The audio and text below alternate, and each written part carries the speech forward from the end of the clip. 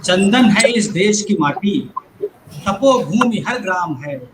हर बाला देवी की प्रतिमा, बच्चा बच्चा राम है। जिस देश की वाह। मिट्टी की संस्कृति में आध्यात्मिक जीवन शैली की महक आती हो, जहाँ की भाषा, जहाँ के भाव, बच्चियों में देवियों का रूप और बच्चों में मर्यादा पुरुषोत्तम भगवान श्री राम के दर्शन करती हो, उस देश की शिक्षा, उस देश की संस्कृति पूजनीय है। साथियों नमस्कार। उत्तर प्रदेश राज्य कर्मचारी महासंघ के आधिकारिक चैनल पर मैं क्षितिज कुमार हृदय तल पर खिले हुए पुष्पों से आप सभी का हार्दिक स्वागत, वंदन एवं अभिनंदन करता हूं। सर, आज के जनसंवाद के कार्यक्रम की शुरुआत, शाम की चर्चा की शुरुआत में श्री सतीश पांडे सर से आग्रह करूंगा कि माननीय उप मुख्यमंत्री जी से कर्मचारियों के विषय में अपनी बात रखने का कष्ट करें। प्रणाम साहब। सबसे पहले मैं उत्तर प्रदेश राज्य कर्मचारी महासंघ के इस प्लेटफॉर्म पर हम सबके बड़े प्रिय और उत्तर प्रदेश सरकार में उप मुख्यमंत्री पद की शोभा बढ़ा रहे बड़े भाई डॉक्टर दिनेश शर्मा जी का हम स्वागत करते हैं अपने इस उत्तर प्रदेश राज्य कर्मचारी महासंघ के चैनल पर। और बड़ी प्रसन्नता का विषय है कि आपने इतने अमूल्य समय में से थोड़ा समय हमारे अनुरोध को स्वीकार किया और आपने आना यहाँ पर स्वीकार किया। मैं भी चाहता हूँ कि मैं जानता हूँ कि समय की आज आपके पास बहुत ज़्यादा कमी है। मैं चाहता भी यही हूँ कि समय की परिधि के भीतर रह कर के ही अपने कर्मचारी समाज की कुछ बातों को आपके सामने ला सकूं, आपका ध्यान आकर्षित कर सकूं और आपसे उनका निराकरण का आश्वासन भी पा सकूं। मान्यवर, जिस महामारी से हम गुजर रहे हैं और उस महामारी पर नियंत्रण करने के लिए उत्तर प्रदेश के सरकारी कर्मचारियों ने बहुत बड़ा योगदान दिया है। उस योगदान के तहत सरकार ने पंचायत चुनाव संपन्न कराए। पंचायत चुनाव में बहुत सारे शिक्षकों की मृत्यु हुई। माननीय मुख्यमंत्री जी ने उन शिक्षकों के मृतक आश्रितों को अनुग्रह राशि स्वीकृत करी है, इसके लिए हम आभारी हैं।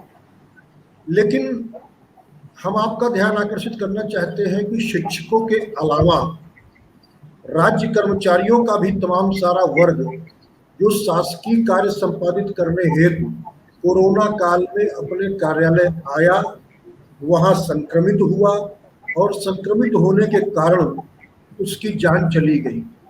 ऐसे लोगों के आश्रितों को भी उस अनुग्रह राशि देने में शामिल किया जाए। मेरा ये आपसे बड़ा विनम्र अनुरोध है, क्योंकि वो भी सरकार के ही कार्य को संपादित कर रहे थे। यदि ऑफिस बंद होते, वो न आए होते, तो संक्रमित न होते और उनकी जान न जाती। तो उनको भी उसी श्रेणी में ला करके मैं चाहता हूँ कि ये बड़ा मानवीय पहलू है, अनुग्रह राशि उनको भी दिलाने की कृपा की जाए। ये हमारा एक माननीय उप मुख्यमंत्री जी से बड़ा विनम्र निवेदन है। दूसरा, हम कहना चाहते हैं कि बहुत सारी जान भी गई हमारी और हम धैर्य का परिचय लगातार देते चले आ रहे हैं।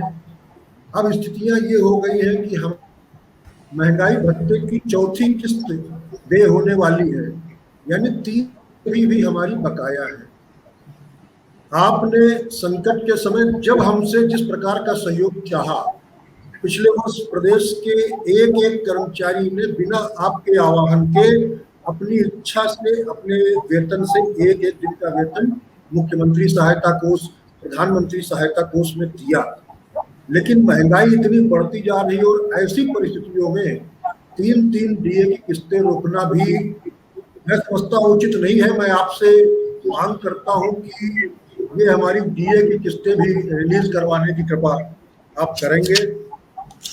एक बहुत मानवीय पहलू है सब आउटसोर्सिंग कर्मचारियों का।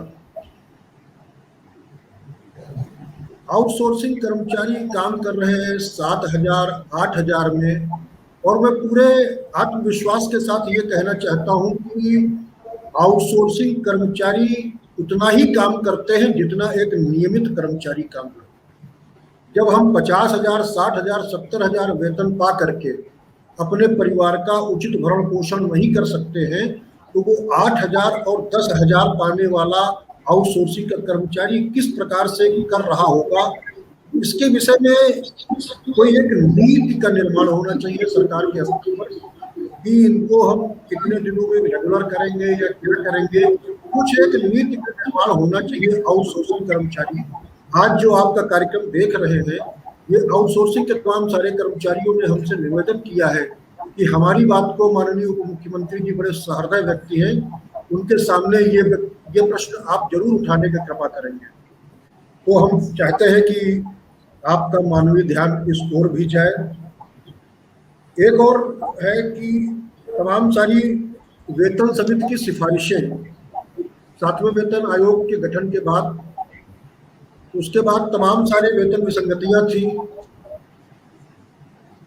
उन वेतन विसंगतियों को लेकर के उनके चेयरमैन से प्रतिनिधिमंडल हमारा मिला, चाहे वो हमारे लेखा एवं लेखा परीक्षा संवर्ग के कर्मचारी हों, चाहे हमारे लैब टेक्नीशियन हों, चाहे हमारे और भी पैरामेडिकल स्टाफ के तमाम सारे ऐसे हैं जो वेतन विसंगतियां हैं जिनका निराकरण करना बहुत लाजमी है, लेकिन एक लंबे समय से वो केवल फाइलें पड़ी हुई हैं और उनका कुछ हो नहीं पा रहा। दो चीजें और मैं सिर्फ रख करके अपनी बात को विराम दूंगा कि एक 2017 में लगातार पिछले बजट में भी हमारे लखनऊ के MLC साहब आए थे, उनसे मिलने के और ये आपके संज्ञान में भी है कि एक 2017 में शासनादेश हुआ था जिसमें शिक्षा मित्रों और अनुदेशक शिक्षकों का मानदेय बढ़ाए जाने की ये अच्छी बात है कि शिक्षा मित्रों का मानदेय बढ़ा दिया गया, लेकिन अनुदेशक शिक्षकों का मानदेय आज तक नहीं बढ़ाया गया। जबकि एक ही शासनादेश में था, अभी मैं आपका एक कहीं से वीडियो देख रहा था जिसमें आपने एक कमेटी का गठन किया। तो अगर उस कमेटी की रिपोर्ट आ गई हो, अगर ना आई हो, तो उसको यथाशीघ्र मंगवा करके और इन अनुदेशक शिक्षकों का भी मानदेय बढ़ाने की कृपा करेंगे तो हमारे अनुदेशक शिक्षक भी बड़ा लाभान्वित होंगे। और अंतिम बात कह करके अब मैं अपनी वाणी को विराम दूंगा। एक हम लोगों की बहुत पुरानी समस्या है जिसके लिए बराबर संघर्ष चलता चला रहा है, पुरानी पेंशन बहाली। पुरानी पेंशन जब हमारी थी तो हमारा हर कर्मचारी सेवानिवृत्ति के बाद एक अच्छा महसूस करता था कि नहीं, हाँ, हम सेवानिवृत्ति के बाद बुढ़ापा हमारा अच्छे से कटेगा। लेकिन 2005 के बाद जो हमारे युवक भर्ती होकर के आ रहे हैं, उनका बुढ़ापा किस प्रकार से कटेगा ये अभी किसी को कुछ पता नहीं, भविष्य के गर्भ में है। इस पर माननीय सर्वोच्च न्यायालय ने भी ये बात कही है कि पेंशन देने का उद्देश्य सिर्फ ये है कि राज्य कर्मचारियों या केंद्रीय कर्मचारियों को वृद्धावस्था में सम्मानजनक तरीके से जीने का अधिकार देना। तो मैं इस विषय पर भी आपका ध्यान आकृष्ट कराते हुए आपको बहुत बहुत धन्यवाद देना चाहूंगा कि आपने इतना कीमती समय हमको दिया, और एक बार पुनः आपको प्रणाम करता हूँ। आदरणीय दिनेश शर्मा सर से कहूंगा कि सर कुछ टिप्पणी करेंगे आप सतीश पांडे सर की बात। नहीं, मैं बोल के इसलिए अनुमति चाहूंगा कि एक वर्चुअल मीटिंग मेरी ऑल इंडिया है और उसमें मुझे बंगाल के प्रकरण पे हम सब वरिष्ठ लोगों के बीच में इम्पोर्टेंट वार्तालाप है, उसमें हमको सम्मिलित होना होगा। फिर हमारे सुशील कुमार बच्चा जी का विशेष आग्रह था कि मुझे आज ही सम्मिलित होना है। मैं आप जानते हैं बच्चों से बहुत डरता हूँ। आदरणीय सतीश जी हमारे पुराने सहयोगी मित्र और कई बार से जवाहर भवन के अध्यक्ष रहे हैं। आदरणीय सुशील बच्चा जी, हालांकि इनको मैं तब से जानता हूँ जब और आदरणीय सतीश कुमार जी, और सबसे बाद में मैं सबसे वरिष्ठ और जिनको मैं बहुत ही सम्मान के साथ और जिनको मैं लखनऊ की निधि मानता हूँ, ऐसे हमारे आदरणीय सर्वेश कुमार अस्थाना जी, जो एक श्रेष्ठ हास्य व्यंग कवि भी हैं, कुछ सामाजिक कार्यकर्ता भी हैं, इन सबसे बढ़ के एक अच्छे इंसान भी हैं। आज आपकी संगोष्ठी में इतने सारे लोग हैं, मैं सबको उनका वंदन अभिनंदन करता हूँ। और मेरी बहुत समय से ये इच्छा थी कि मैं आप सबके समक्ष आऊं। आप जानते हो कि कोरोना के संक्रमण ने मुझे भी ग्रसित किया और मुझे काफी लंबे अरसे तक हॉस्पिटल में अपनी पत्नी के साथ, वो भी भर्ती थी, मैं भी भर्ती था, मेरे परिवार के अन्य लोग भी भर्ती थे और काफी संक्रमण की मार झेलने के बाद मैं भी कुछ समय पहले ही घर आया हूँ और अभी कार्यक्रमों में बहुत ज्यादा सम्मिलित होने की इच्छा रखते हुए भी कुछ संयम बरतने की आवश्यकता मुझे पड़ती है। आप सब के बारे में मैं बहुत पहले से अवगत हूँ और मैं जानता हूँ कि आपका संघर्ष इन सारी चीजों के लिए रहा है। समय समय पर आपके सहयोग में मैं रहा भी हूँ और बहुत सारी चीजें सरकार से मनवाने में मैं पहले भी सहायक रहा हूँ और अभी भी आपके डाकिये की तरीके से काम करूंगा। आपका संदेश लेकर मैं संदेश वाहक बनकर माननीय मुख्यमंत्री जी को भी और संबंधित विभाग के लोगों को इन बातों को जरूर कहूंगा। ये महंगाई भत्ता किस्त क्यों रुकी हुई है, किसके पास रुकी हुई है मुझे नहीं पता, लेकिन मैं इसके लिए आउटसोर्सिंग कर्मचारियों को किस प्रकार से और प्रोत्साहित किया जा सकता है उसके लिए जो यहाँ पर हमारे जो कर्मचारी जिनके दिवंगत हुए हैं उनके बारे में सरकार का तो एक स्पष्ट मत है, तो इस सब के जो वारिस हैं, उत्तराधिकारी हैं, उनको नौकरी मिलनी चाहिए। उसका जियो भी है और हम लोगों ने कई जगह पर उनकी भर्ती भी कर दी है और क्या उनको सहायता हो सकती है इस सरकारी स्तर पर अभी विचाराधीन है। और वेतन समिति की सिफारिशों के बारे में कह सकता हूँ इस समय जो कोरोना का संक्रमण काल है, महामारी का समय है, उसने उत्तर प्रदेश की आर्थिक स्थिति पर भी प्रहार किया है। हमारे जो कलेक्शंस थे, जो आय के साधन थे सरकार के टैक्स के रूप में, वो भी बाधित हुए हैं क्योंकि रोजगार व्यापार काफी समय से पिछले 2020 से बंद चल रहा है। लेकिन फिर भी उसके बावजूद क्या हो सकता है इसके संदर्भ में हम लोग जरूर माननीय मुख्यमंत्री जी को कहेंगे। वेतन विसंगति के बारे में मैं बात कर लूंगा चीफ सेक्रेटरी जी को और आपके प्रतिनिधि से जाके वार्ता करके क्या इसका हल निकल सकता है। इसमें तो काफी कुछ काम भी हुआ है, वेतन विसंगति को दूर करने के लिए कई विभागों में सफलतापूर्वक संपादित भी हो चुका है। फिर भी अगर आपसे संबंधित कुछ विभाग रह गए हैं तो मैं मुख्य को कहूंगा कि इन सारी विसंगतियों को दूर करने के लिए आपके साथ बैठक कर लें। इसके अलावा जो आपने शिक्षा मित्रों के अनुदेशकों के बारे में कहा है, वित्त विहीन शिक्षकों के बारे में कहा है, मैं अध्यापक हूँ और अध्यापकों की व्यथा को मैं बहुत समझता हूँ। माननीय सुप्रीम कोर्ट के निर्णय के बाद मैं व्यथा पूर्वक रहा, तदर्थ शिक्षकों को कैसे मैं उनके बारे में सकारात्मक सोच रखूं, इसका मैंने पूरा प्रयत्न किया। लेकिन माननीय सुप्रीम कोर्ट का जैसा निर्णय है उसके अनुसार आगे की कार्रवाई चल रही है। आगे क्या हो सकता है इसके बारे में भी हम लोग चिंतन मनन करेंगे। शिक्षा मित्रों के बारे में, अनुदेशकों के बारे में, हालांकि शिक्षा मित्रों के बारे में ये निर्देश सुप्रीम कोर्ट का आया था उनके सेवा से मुक्ति का, लेकिन हम लोगों ने सेवा से मुक्ति नहीं करी और उनको एक निश्चित मानदेय पर अभी काम करने के लिए रखा गया है। उनको 60 साल तक की अवस्था तक वो काम कर सकें। जो महिला वो हैं शिक्षा मित्र हैं, उनके लिए भी छुट्टी अवकाश या सभी के लिए अवकाश की अवधि में उनको निश्चित दिया जाने वाला जो गर्भावस्था में या जो और भी छूटें हो सकती थी, कई प्रकार की उसमें दी भी गई हैं। अनुदेशकों के बारे में कई जो प्रार्थना पत्र हैं, प्रत्यावेदन है, वो मिले हैं मैं उनको माननीय बेसिक शिक्षा मंत्री जी से मैं बात करूंगा खुद से, और उनको वो सारे प्रत्यावेदन में उनको समर्पित करूंगा, और माननीय मुख्यमंत्री जी से भी इस बारे में कि वो वित्तविहीन शिक्षकों के बारे में क्या कर सकते हैं, उनके अनुदेशकों के बारे में, शिक्षा मित्रों के बारे में क्या सरकार की भूमिका हो सकती है, इस बारे में निश्चित रूप में हम विचार विमर्श करेंगे। लेकिन मैंने जैसा बताया कि शिक्षा मित्रों को हम लोगों ने बेरोजगार नहीं होने दिया। ये बात अलग है कि उनका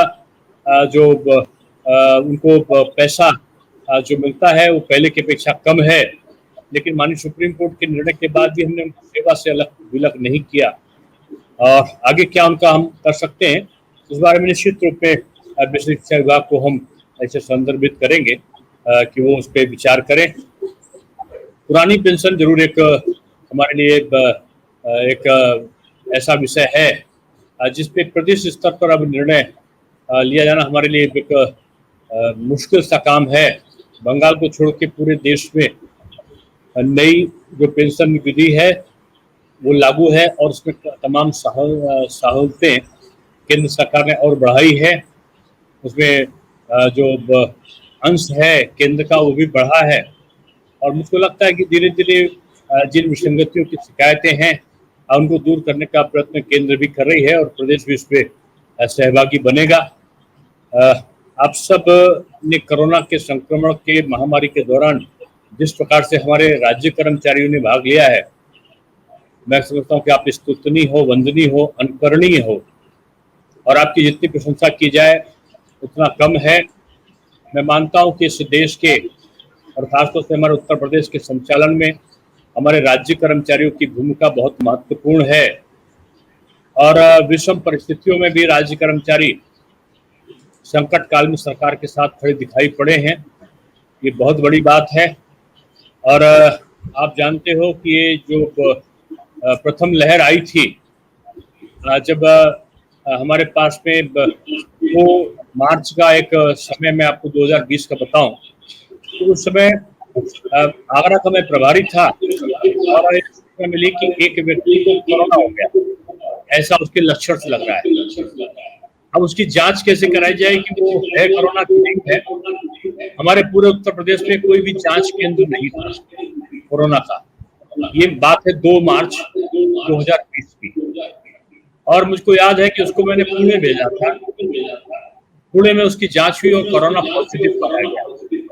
अब उसका इलाज कहाँ कराएं, उत्तर प्रदेश में इलाज भी नहीं था, उसको दिल्ली इलाज कराने के लिए भेजा गया।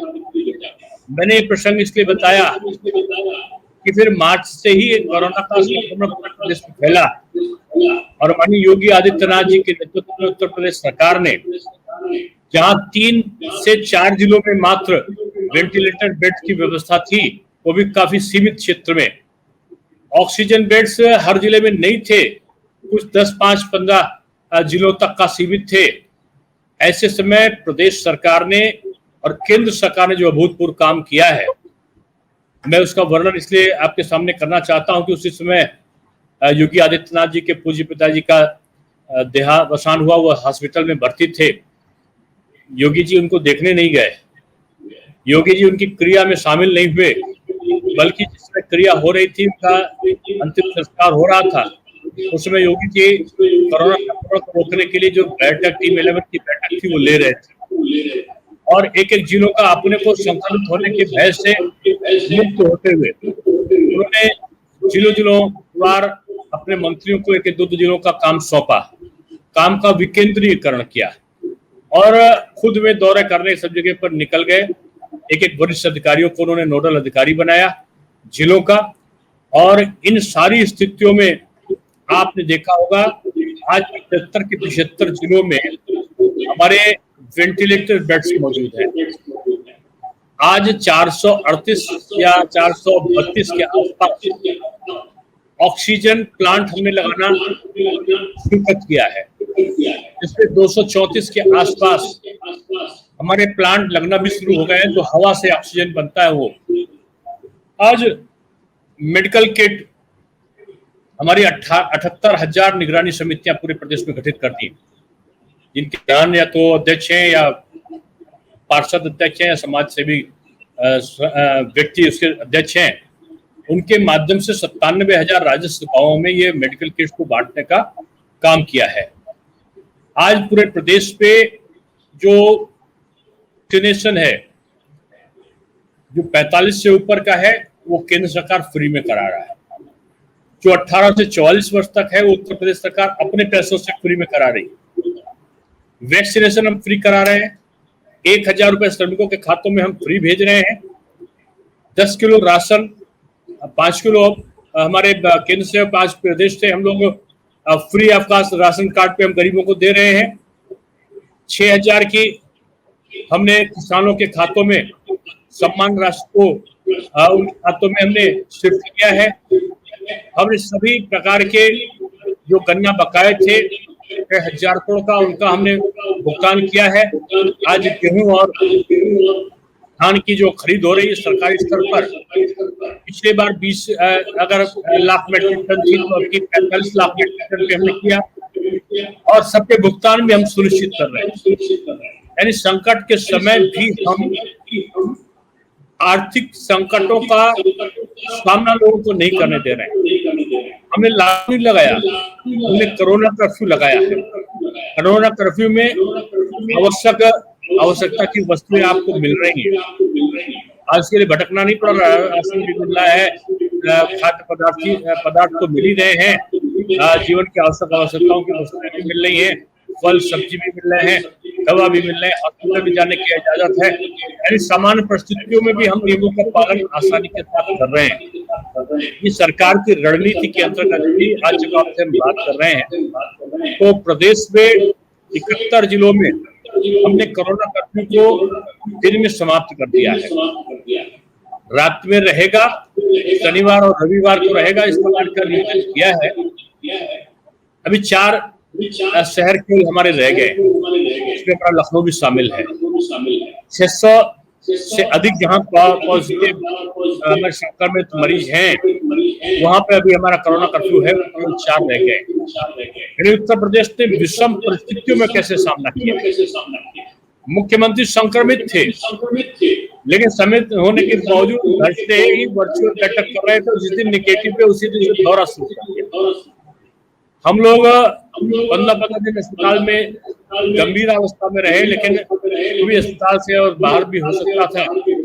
मरीजों के लिए काम करने का प्रयत्न हम लोगों ने पूरी तरह किया। उनको ऑक्सीजन मिले, उनको दवा मिले, उनको चिकित्सालय में भर्ती हो सके। यानी उत्तर प्रदेश सरकार, अगर आप देखो जिस पार्टी से मिल रहे हो, भारतीय जनता पार्टी, इसके कार्यकर्ता संगठन सेवा ही संगठन नाम के कार्यक्रम से आपको गांव-गांव काम करते हुए दिखाई पड़ेंगे। हमारे विधायक, हमारे पार्षद, आपने देखा होगा हमारे कई पार्षदों का निधन हुआ, हमारे 6-7 विधायकों का निधन हुआ, 3 मंत्रियों का निधन हुआ, हमारे कई पार्टी के पदाधिकारी, अध्यक्ष, मंडल अध्यक्ष, तमाम पदाधिकारियों का निधन हुआ क्योंकि वो फील्ड में जाकर लोगों की मदद कर रहे थे। मैंने ये वाक्य आपको इसलिए कहा कि लोग दिग्भ्रमित करने का, इतने काम करने के बाद दिग्भ्रमित, दुष्प्रचारित करने का काम कर रहे हैं। आपने देखा होगा कुछ लोग थे, मोदी जी के बारे में सोचते थे कि भी कोरोना संक्रमण है। मोदी जी जैसे पहले के प्रधानमंत्री हाथ फैलाकर जाते थे लोगों के सामने और सहायता के लिए अनुनय विनय करते थे, वैसे ही करेंगे। मोदी जी ने अपना कार्य योजना तैयार कराई और अपने वैज्ञानिकों से बात की और वैज्ञानिकों से बात करने के बाद उसमें आपने देखा होगा सबसे जल्दी हम लोगों ने कोरोना वैक्सीन को लगाने की इजाजत दी और हम लोगों ने इजाद किया उससे। और तब हमारे देश के बड़े लोग दिल्ली के में बैठकर ट्वीट करते थे कि वैक्सीन आ ही नहीं सकती, आ गई तो बोले खतरनाक होगी, लगना शुरू हुई तो बोले तो कम है। और कुछ लोग तो उत्तर प्रदेश के नेताओं ने कह दिया कि बीजेपी की वैक्सीन है और जब हम सत्ता में आएंगे तो हम इसको लगवाएंगे। इस प्रकार से दुष्प्रचारित करने का काम लोगों ने वैक्सीन के बारे में किया, जबकि ये जीवन दामिनी बन के हमारे सामने आई। मैं आपकी इस जो बैठक है अपने कर्मचारी भाइयों की, मैं कर्मचारी भाइयों से कहूंगा किसी दुष्प्रचार में मत आइए। राज्य कर्मचारियों के लिए भी हम लोग प्राथमिकता के आधार पर वैक्सीनेशन हो सके इसकी पूरी व्यवस्था कर रहे हैं। जांच आपकी फ्री है, वैक्सीनेशन आपका फ्री है, आप रजिस्ट्रेशन कराइए। हॉस्पिटल में अगर किसी चिकित्सा की जरूरत है तो सरकारी हॉस्पिटल में अच्छे से अच्छी व्यवस्था चिकित्सा की गई है, वो भी फ्री है, दवा भी फ्री है कोरोना की। कोरोना संक्रमण के बाद जो आफ्टर कोविड जो कॉम्प्लिकेशंस है उनको उनकी दवा भी फ्री है। जो ब्लैक फंगस या व्हाइट फंगस या येलो फंगस है उसकी भी दवा सरकारी हॉस्पिटल पे पहुंचा दी गई है। इसलिए कर्मचारी भाइयों से भी हम कहेंगे कि अपना और अपने परिवार का आप वैक्सीनेशन जरूर कराइए। और जो हमारे नेतागण हैं, सतीश जी, सुशील जी और अन्य लोग, उनको मैं कहूंगा कि नेतृत्व इस चीज में करिए कि हमारी प्रतिबद्धता होड़ हो इस बात की कि कोरोना वैक्सीन किसने ज्यादा लगाई। और मुझको लगता है कि आप लोगों के प्रेरणा से ये काम बहुत सफलता के साथ चलेगा। हम समाज के साथ मिलके और एक अच्छे समाज की स्थापना में अपने आप को समर्पित करने की ख्वाहिश रखते हैं। मैं आपसे कहूँगा कि एक शुभ अवसर है, इस अवसर का लाभ उठाते हुए हमें निश्चित रूप में कर्मचारियों के कल्याण के लिए काम करना है। आपने मुझे बुलाया, मैं आभार व्यक्त करता हूँ। मन तो मेरा बहुत होता है कि आपके साथ बहुत सारा बात करूं, लेकिन चूंकि भी उठा हूं कोरोना के भयंकर संक्रमण से, तो बोलते बोलते थकावट भी आ जाती है और अजीब सा महसूस होने लगता है। आपका मैं आभार व्यक्त करूंगा कि आपने मुझे सुना। बीच में चला जाऊंगा, आपकी गोष्ठी चलती रहेगी, उसके लिए मैं क्षमा चाहूंगा, क्योंकि मैंने जितना समय आपसे वादा किया था उतने समय बैठ के बात करने की पूरी कोशिश की है। अगर कोई समाप्त करने के लिए कोई 2-3 मिनट का समय होगा तो मैं रुक सकता हूँ, उसके बाद मुझे दूसरी कॉन्फ्रेंस में जाना होगा।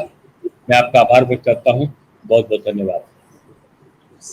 बहुत बहुत धन्यवाद सर। हम ईश्वर से आपके उत्तम स्वास्थ्य की कामना करते हैं। मैं श्री सुशील कुमार बच्चा भैया से उनके टिप्पणी लेना चाहूंगा, क्योंकि वो सामाजिक कार्यों में भी बहुत सम्मिलित रहते हैं, तो आप अपनी बात रखें भैया, अच्छा लगेगा। तो बहुत प्रणाम।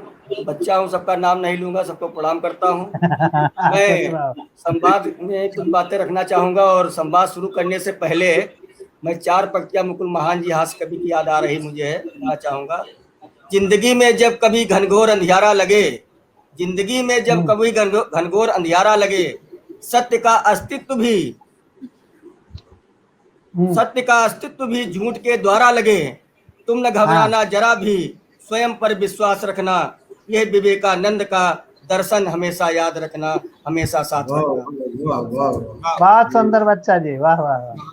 मैं डॉक्टर साहब का बहुत बहुत आभार प्रकट करता हूं, राज कर्मचारी महासंघ के चैनल पर यहाँ पधारे और हमारे राज कर्मचारी महासंघ की बात स्वीकार की, उन्हें मैं आभार प्रकट करता हूं। सर्वेश जी को भी आभार प्रकट करता हूं। अध्यक्ष जी ने चैनल शुरू कराया है, मीडिया प्रभारी क्षितिज जी बड़ी मेहनत कर रहे हैं, तन मन धन से सेवा कर रहे हैं। मैं तो भी नहीं कर पा रहा हूँ, मैं भी तन मन धन लगाऊंगा इसमें और जुड़ रहा हूँ, सबको जोड़ने का प्रयास भी कर रहा हूँ। डॉक्टर साहब बड़ा अच्छी बात कह रहे थे कि जो है कि जो प्राइवेट स्कूल के लिए 2019 से फीस नहीं बढ़ी है। सर्वे जी ने बहुत अच्छी बात उठाई थी।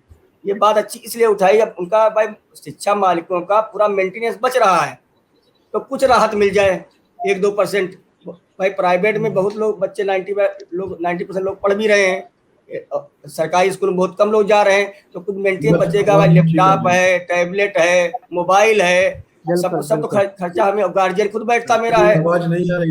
हाँ, तो टीचर की तनख्वाह भी नहीं बढ़ाए हैं 2019 से, या टीचर तनख्वाह बढ़ा दो, उनका फायदा हो जाए। भैया हमारा ना बढ़ाओ, सीधी बात, उनका लाभ मिले। तो वो शिक्षा मालिक बढ़ा भी नहीं रहे। तो सर्वेश ने बहुत अच्छी बात उठाई डॉक्टर साहब सामने। मैं डॉक्टर साहब से को बधाई भी देना चाहूंगा कि उन्होंने जो है माध्यमिक के छात्रों को, हाई स्कूल के, इंटर के बच्चों को सुरक्षा की दर से उनको उत्तीर्ण करा रहे हैं। अब रिजल्ट आ जाएगा, सबको पास कर रहे हैं। ये अच्छा कदम उठा, कोरोना के चलते बहुत अच्छा कदम उठाया है। मैं तो ये भी डॉक्टर साहब से अनुरोध कर, डिग्री कॉलेज के जो फाइनल के छात्र हैं उनको भी उत्तीर्ण कर दिया जाए, कि कोरोना अभी चल ही रहा है, सितंबर फिर लहर आएगी, फंगस भी चल रहा है।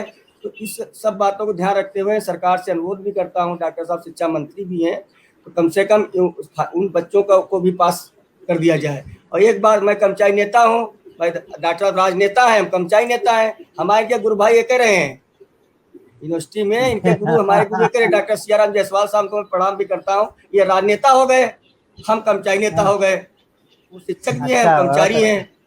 बहुत अच्छा है, बहुत अच्छा अब है। अकाउंट अफसर हो गया हूँ डॉक्टर साहब आप सबकी कृपा से। तो मैं अच्छा। ये बात कहना चाहूँ, कर्मचारी भाई, कर्मचारी समस्या का कर्मचारी नेता तो उठाना हमारा कर्तव्य भी है कि डीए देखिए, डीए 1.5 साल से रुका, जनवरी 2020 से रुका हुआ है भाई। हमारे निम्न क्लास के कर्मचारी भी हैं, मध्यम क्लास के निगम कर्मचारी हैं। निगम को तो चौथा पांचवा वेतनमान मिल रहा है, हम तो 7वां पा रहे हैं, वो तीसरा चौथा पांचवा जी रहे हैं, और कभी कोई तनख्वाहें नहीं मिलती हैं। तो उनका मैं चाहूंगा कि ये छोटे तबकों को डीए की बहुत आवश्यकता है। तृतीय श्रेणी है, चतुर्थ श्रेणी है, तो डीए बहाल हो भाई। डीए हमने सरकार को दिया था भाई, उसमें कोरोना काल की आवश्यकता थी, प्रधानमंत्री को पैसे जरूरत थी, जनता को जरूरत थी, तो जनता में हमने इतना योगदान दिया है, कर्मचारियों हर कर्मचारी ने योगदान दिया है। तो अब बहाल हो जाए छोटे कर्मचारियों के लिए। पेंशनर तो भाई कोई पेंशन पा रहा है, कोई फैमिली पेंशन पा रहा है, तो फैमिली पेंशन तनख्वाह तो बहुत कम मिलती है, उनका डीए बहाल हो। फिर सरकार में खुशी के लिए सरकार की वाहवाही भी होगी। अब भाई 1.5 साल तक हम लोग सरकार को अनुदान दिया है, सब कुछ दिया है, हमारे पैसे सब भाई सामाजिक कार्य हो रहे हैं, विकास कार्य हो रहे हैं, अच्छी बात है। समाज का बहुत गोल भी रहता है। मैं तो ये बात और कहूँगा, सर्वे जी बैठे हुए हैं, अध्यक्ष जी सब लोग बैठे हैं, देखो अब एस्मा लागू है 1.5 साल से कोरोना को चलते, अब कोई हड़ताल हो नहीं सकती है, रोक लग गई है। तो ये जो चैनल शुरू किया है आदरणीय पांडे जी ने, क्षितिज जी ने, हम सब ने मिलकर ये काम किया है। तो देखो हड़ताल करो या कुछ भी करो, अंततः वार्ता से ही कार्य होते हैं। जहाँ घर में बैठ के वार्ता कर लो 4 लोगों में, या हड़ताल करके वार्ता कर लो, वार्ता से हल ही निकलता है। भाई पांडे जी हम लोग आंदोलन करते हैं, फिर वार्ता के लिए प्रमुख सचिव मंत्री को बुलाते हैं, मुख्यमंत्री चीफ सेक्रेटरी, वार्ता से हल निकल जाता है, संगतियां दूर हो जाती हैं। तो ये बहुत अच्छा चैनल है। तो इनमें जनप्रतिनिधियों से अनुरोध करूंगा कि ये सामाजिक संगठनों को भी जो वार्ता किया करें। इस चैनल तो समाज के लोगों को बुलाता भी है, जोड़ भी रहा है, तो इससे हल भी निकलेगा और जो है हड़ताल करने की आवश्यकता ही नहीं पड़ेगी। अंततः हड़ताल भाई हम पीड़ित होते हैं तभी हड़ताल करते हैं, हड़ताल की आवश्यकता है, इसमें तो लागू है। हड़ताल कर ही नहीं सकते, हड़ताल करेंगे तो भाई कार्रवाई हो जाएगी। तो ये मैं माननीय मुख्यमंत्री जी से, हमारे गुरु भाई भी हैं, उनसे अनुरोध करूंगा ये मुख्यमंत्री से बात कर, सब लोग वार्ता करें, जो भी विभाग जुड़े हुए हैं, जो मंत्री जुड़े हुए हैं, उन विभागों के विभागीय संगठनों से बात करें, राज्य कर्मचारी महासंघ से बात करें, सामाजिक संगठनों से बात करें, तो ऑटोमेटिक विकास कार्य हो जाएगा, हड़ताल की आवश्यकता नहीं पड़ेगी। अभी पांडे जी ने बहुत की है, और कि जो है वेतन विसंगतियां, पेंशन की बात सब कुछ कह ही दिया है, और बाकी जब अध्यक्ष जी ने कह दिया तो हमने भी वही बात कह दी है। मैं बहुत बहुत डॉक्टर साहब का, आप सबका, चैनल का धन्यवाद देता, आभार प्रकट करता हूँ, और क्षितिज जी का विशेष आभार प्रकट करूंगा। ये बराबर चलाते रहे, इसमें सबको जोड़ें। ये देखो जनहित में कार्य कर रहे हैं, तो जनहित में भाई कर्मचारी नेता है, तो एक कार्य करने की इच्छा जाहिर हुई है, ये कार्य किया जाए। तमाम संगठन सो रहे हैं भाई, हम कर रहे हैं तो हमें करना है भाई। कोई तो निकले, कोरोना काल में तमाम मृत्यु हुई, सब कुछ हुआ भाई, हमारे परिवार हुआ, तुम्हारे परिवार, डॉक्टर साहब स्वयं संक्रमित हुए, हमारे अध्यक्ष जी स्वयं संक्रमित हुए, पूरा परिवार हुआ, फिर आगे कोरोना योद्धा बन के। अच्छी बात है भाई, देखो मरना सबको एक दिन है, हमको भी मरना, सबको मरना एक दिन जाना है, मगर कुछ करके जाओ तो अच्छा लगे। क्या नहीं कर सकूंगा तुम्हारे लिए, शर्त है कि तुम कुछ कहो तो सही, मैं भगीरथ से आगे चलूंगा, मगर तुम पतित पावनी सी बहो तो सही, तुम पतित पावनी सी बहो तो सही। धन्यवाद, बहुत बहुत धन्यवाद, बहुत बहुत धन्यवाद। मैं जनसंवाद से जुड़े हुए सभी अतिथियों का बहुत बहुत धन्यवाद देता हूं, और आशा है कि उत्तर प्रदेश राज्य कर्मचारी महासंघ के चैनल का ये जनसंवाद कार्यक्रम आप सभी को बहुत बेहद पसंद आया होगा। अगर आपको लगता है कि आपके किसी विषय को हम सरकार के सामने उचित माध्यम से पहुंचा सकते हैं, तो कृपया हम तक अपनी आवाज़ पहुंचाएं, हमें मेल करें, हमें मैसेज करें। बहुत बहुत धन्यवाद। स्वस्थ रहिए, हिट रहिए, फिट रहिए।